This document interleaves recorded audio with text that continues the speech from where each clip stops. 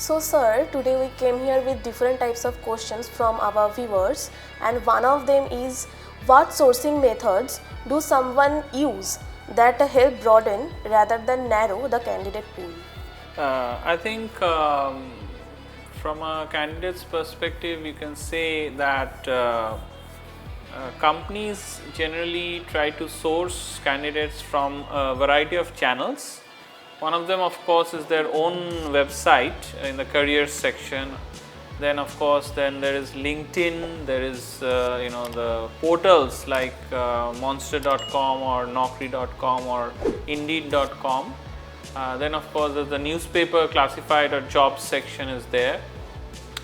Apart from that, some recruiters nowadays use the social media pages of the company, and sometimes recruiters in their own page they kind of advertise job profiles. Then there is a lot of other profiles which pull the recruitments from the main job portals. Actually, it is very important for the companies to put their advertisements in a variety of newspapers, variety of channels, social media and job sites to get the best available talent pool, to reach out to the maximum number of people. And also from the candidate's perspective, those who are job applicants, they should also check all the major news portals or newspaper classified jobs pages. They should check LinkedIn, they should check Monster.com or Naukri.com, all these portals. Thank you so much, sir. So sir, have you ever adjusted your sourcing criteria to reduce bias? If so, then what is the biggest differences made? See, the sourcing criteria, I think when we advertise from the institution, we try to advertise in a lot of places, like we advertise in LinkedIn, in newspapers, we advertise in Naukri.com, in the major, we advertise in our website. Of course, we tell our faculty members to share the advertisements so that a lot of talent pool can be reached by that. Now, bias, you can say that we try to make sure that there is a big pool of candidates that apply.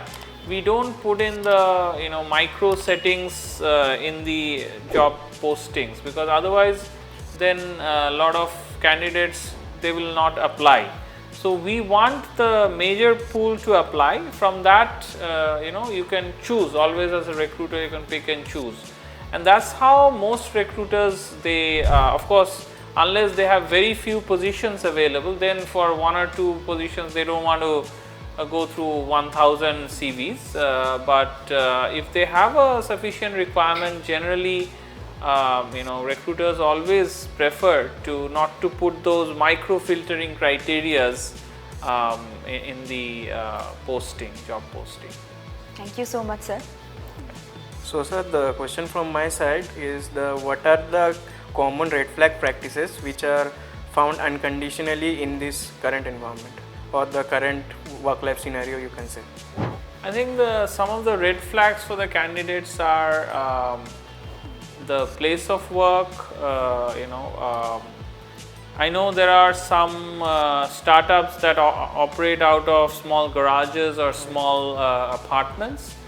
So in those cases, it's when you go for an interview, it's best to go with some friend, not go alone, and try to scope out the place. Is it a genuine proper office or not? That's a safety issue, so that's number one.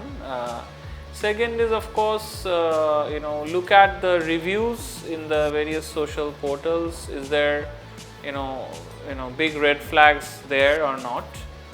Third is, I think, the word of mouth or talking with current employees, you can find out how the place is. These are the main red flags to avoid. maybe do due diligence in the internet and find out whether it's a genuine company, there's genuine products or services and genuine clients. All these are very important now because there is a mushrooming of startups happening. So it's very important to have check that genuinity with the company. Thank you, sir, for the wonderful answer. Coming to the next question, sir. How can technology, including AI tools, be used responsibly to find talents without creating new forms of bias? I think AI, especially Gen AI, is very useful to quickly go through CVs. You know, earlier recruiters went through the CVs sometimes manually, one by one. But now, for example, if you put in the database 1000 CVs, right, and you just write in the generative AI that highlight me the CVs that have experience, 5 years experience, work experience, or those have projects experience in Python, right? So it's very easy nowadays with generative AI to quickly shortlist candidates. Like maybe you can say that highlight candidates which have experience in Python along with some let's say European work experience, right? So let's say you have a client in Europe and you are looking for candidates that have prior experience with Europe. So you can just put in the generative AI and find out those CVs, and then you can look into it in detail.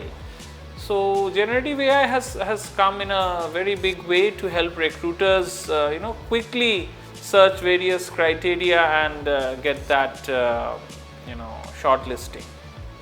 Thank you, sir. Hello sir. So my last question would be that can you share any real world example of successfully sourcing a high quality candidate who might have been overlooked by traditional methods? Yeah, not one. There are thousands of examples. Like traditional methods like advertising in the newspapers, job sections, or even in portals like Naukri.com or Monster.com or Indeed.com. We had quite a few candidates we got from LinkedIn, and not LinkedIn job posting. We posted in our various alumni groups, we posted in our various, we told all the faculty members, all the team members to share the job posting, and they shared, and we got very good candidates out of that. So it does make sense nowadays going forward more and more to look at those unconventional methods. Actually, I read somewhere, I was reading in a forum that nowadays hackathons are a very good place to get jobs, and also I was seeing that nowadays some of the influencer or experts who speak in the social media, sometimes they speak something or tweet something or put some queries in the Instagram or in the Facebook, and there have been a lot of reports of candidates who follow those gurus. They kind of immediately engage in a conversation, and from that it led to a job. So those kind of things happen nowadays quite often. So I think these can be categorized into networking and reaching through various unconventional ways, because the conventional ways like going to the companies and sitting for an interview, or even going for networking sessions in conferences and all, those are good, those are useful, helpful. But even now the social engaging in discussions in the social media, in Twitter, in Instagram, in Facebook, in LinkedIn, all these have now come up as ways and means to get jobs for the candidates. It all depends whether there is a match between the candidates profile or candidates expertise and what the recruiter or what the hiring manager is looking for, right? So for example, if I'm looking for a game developer, right, and let's say the candidate gets in touch with me via social media and says that I have game development experience, and then if I have that requirement, I'll get in conversation with that candidate, and then I may write I'm looking for somebody with a Maya software experience, right, or with a Unity 3D gaming development experience. And then if they respond back that yes, I have worked in Unity 3D and that might lead to a job, right? So it's very important now for networking, especially in various different channels, not to lose hope, those who are searching for jobs, but keep on networking and don't restrict yourself just focusing on one kind of platform, but keep using various kind of platforms, and especially do networking, contact the alumni groups of your college or university, then contact your networks, all networks, and that also not only through digital media, but talk to people, meet people, and that's how we kind of match the candidates with the recruiters. That really works wonders. Thank you, sir. Okay. Glad to be of help. Don't forget to like, share and subscribe our channel. Keep watching.